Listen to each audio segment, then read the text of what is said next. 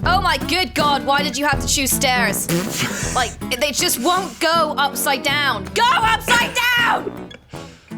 Ah! Why? This is the worst. You are the worst guest. Kim. There you go! It's upside down.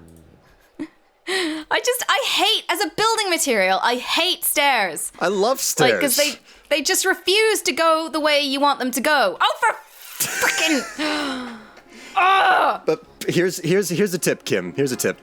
Place your cursor closer to the top edge of the block. Okay. That's all you have to do.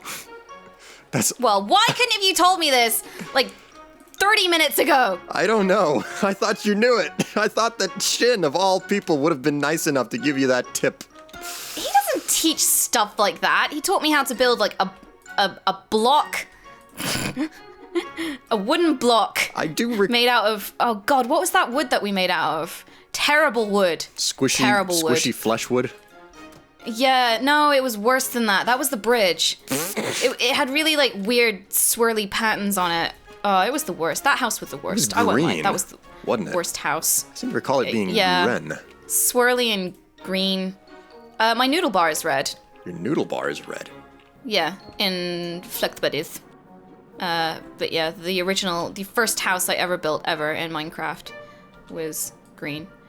People seem to think that I was faking all of that and I really had played Minecraft before, sort of joining the Yogscast, and I can confirm I really didn't. I had no idea what I was doing. It took me ages to figure out that you had to, like, punch wood. Like, yeah. Yeah, I'll admit, Kim, I think you were started on the wrong thing. Yeah. For Minecraft. Because... Sounds about right. Jeez. Yeah, modded Minecraft. You were started on modded Minecraft instead of vanilla. I mean, I'm a proponent of the idea that, like, you should probably learn vanilla before you learn modded Minecraft, because anything that you learn in normal Minecraft is going to carry over, and it's going to stay relevant no matter what version you play. So... Oh, well. I can't really reverse the last 2 years. You can try, Kim. You can try. Just... Well, if I just, like, fly around the sun... no, if I fly around the Earth and spin it backwards on its axis, then I can reverse time. Or we could slingshot the Enterprise around the sun and travel back in time, find whales, replay Minecraft, and then go forward and save the universe from being destroyed because of whales. Yeah, that would work. Yeah. An alternative, Kim, just as a thought, as an alternative, you could also, I don't know, maybe Spit it talk out. to Marty McFly?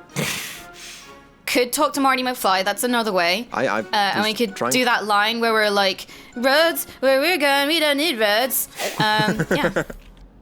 Could do that. Yeah, or I could just get on with my life.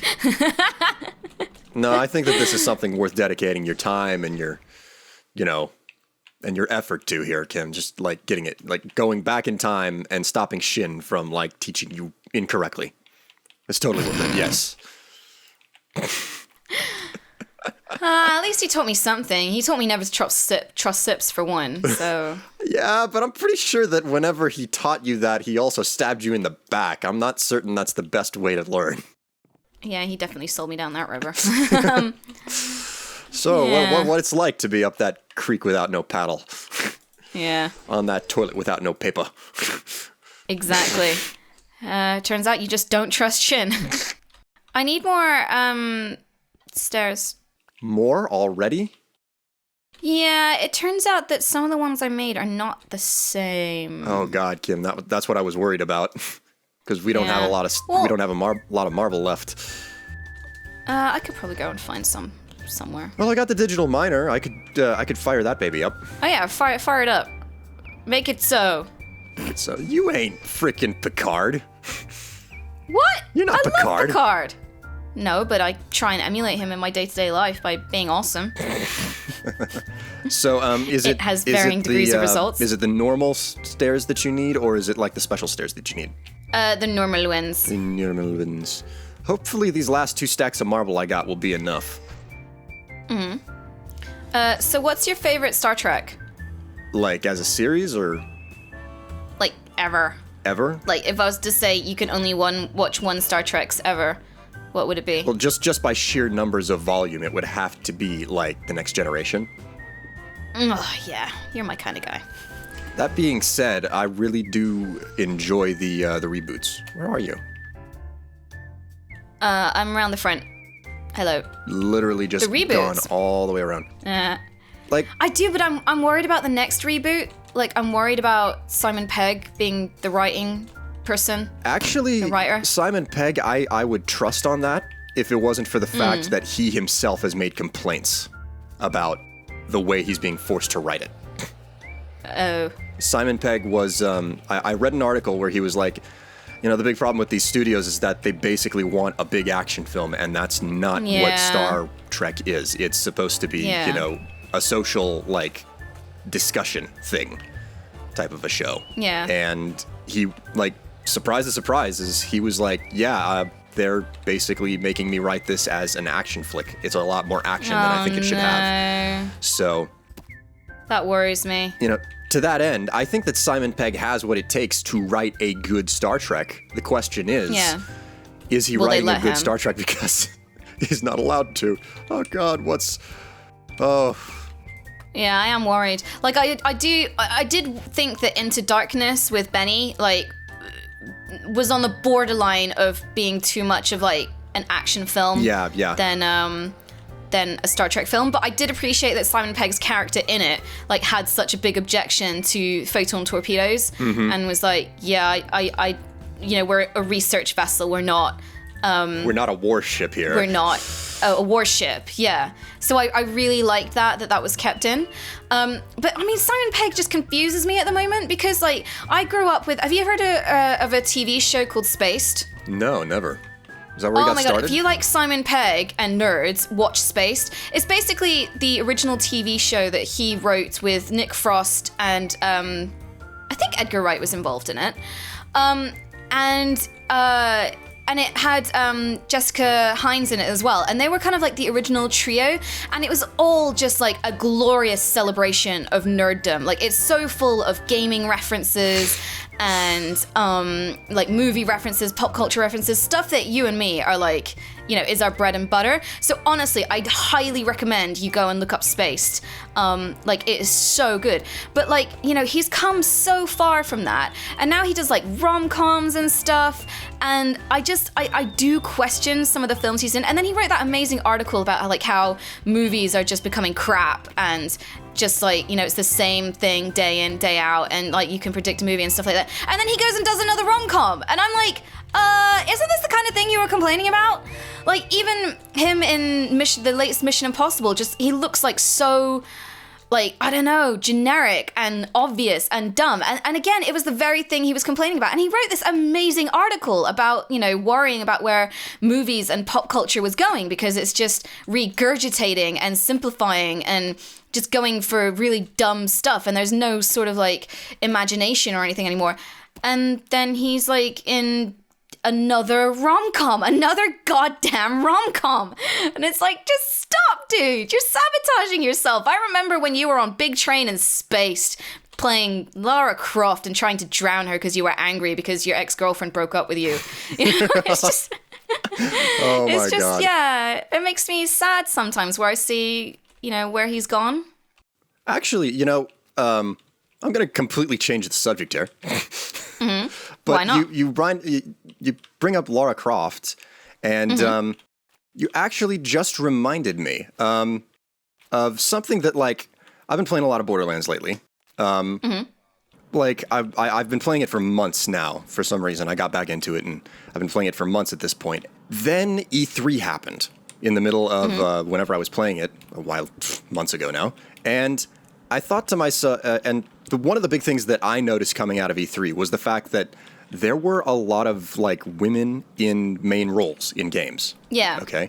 Which is, you know, an absolute 100% turnaround from the way that it was, like, last year with Assassin's Creed and the French Revolution. Like, no women were playable and stuff like that. Yeah. So, like, big turnaround. So, as I was playing Borderlands, after seeing this in E3, I was like, Borderlands is actually pretty good on that front as well. I'm quite surprised. Yeah. Because, like, one of the characters that has become, like, a staple favorite quite clearly for a lot of fans is a character named Moxie, who's actually, like, a really, buxom seductress, and, like, she's had 5 husbands or something, and, like, she's got, like, 2 kids, but she still looks amazing and all that stuff. So, like, she comes off as this character who's, it's like, no, she knows the game and she's playing it. Like, she knows how to keep the score and stuff like that. Mm-hmm. So it got me thinking here, like, what's your favorite, like, female character lead role?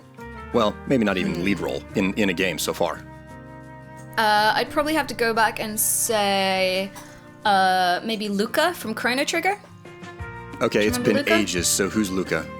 She was the science girl who her. like makes robots and stuff like that, and she kind of strikes up the strongest relationship with Robo, because obviously she loves robots. Yeah. So I love her. I kind of want to say Tifa from Final Fantasy VII, but I find, like, I keep reassessing that maybe. And is it because of the way she's dressed, or?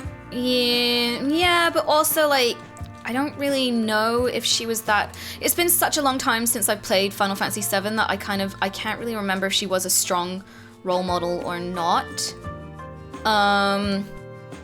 Probably Jade from Beyond Good and Evil. Who else? Yeah, there's not that many, if I'm honest. Like, yeah, there aren't that many, deal. which is, no. I mean, that's part of the reason why I asked you, because it's like, well, it's a small selection. I'm going to recognize most of them, which is a shame, Yeah. but, that fact alone, like, you can't change it overnight, so. Yeah, I like Princess Zelda, how Princess Zelda has evolved. So I really liked it in Ocarina of Time, where she became Sheik. Okay. And so in Hyrule Warriors and in Smash Brothers, like, she's so badass as a character. Like, oh my personally, in Hyrule Warriors, I don't like Zelda's playstyle. God. No, it's like, Okay. I don't know what it is. Like, in Hyrule Warriors, overall, with most of the characters, it's like they either hit home with them, or, like, they just don't feel like they're playing right to me. And Zelda happens to be one of those characters. Sheik, on the other hand, is my highest leveled character. Like, I cannot stop playing her. And on that same note, Sheik, they never even fooled me once with Sheik back in Ocarina of Time. Oh yeah. Like, even as a kid, I was looking at that going, does no one else, like, it was a real Bruce Wayne Batman moment, like, like we were saying the other day, or like, where I was like, nobody? No, am I the only person? Okay, fine, whatever. So I'm totally with you on that. But yeah, like, in terms of strong female characters in video games, like, honestly, there aren't that many. And the ones that you can say are the ones that everyone thinks of, like Lara Croft, like Jade from Beyond Good and Evil, Chell from Portal, Alex from Half-Life. Yeah, Alex from Half-Life. That's like it. And that's really sad. It is really sad. But hopefully things are changing. I'm really interested in that game coming from the Guerrilla guys. What's it called? Like Horizon or something like that. I'm just gonna Guerrilla Games. So they made Killzone. Okay. And they're currently working on a title due out next year. They showed it off at E3. Horizon Zero Dawn. So it was like that amazing looking trailer where it's sort of gone, like, it's post-apocalyptic, and it's like, it's robot dinosaurs are roaming the world, and you play this female character who uses bow and arrow. I saw that. I saw that at E3. That was the game, actually, that got my attention, and I was like, oh, hey, this is... Yeah. That looks cool. Yeah. It looked freaking amazing. Yeah. For one. And I'll tell you what I'm really happy about. I'm really happy that EA have finally put women into FIFA. Like, that's freaking awesome. Wait a minute. So like, I don't play sports games at all, but you're telling me that they haven't put women in FIFA? No, this is the first year that they're having female teams in FIFA. Jesus. And actually, in America land, the cover this year has a female footballer on the front.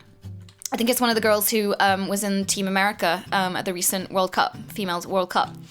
But yeah, it's only America. I was like, why not England? Like, England's pretty progressive when it comes to, ladies being in sports. So why can't we have that on the cover of the English FIFA thing as well? But there you go. But at least America's has it, so that's cool.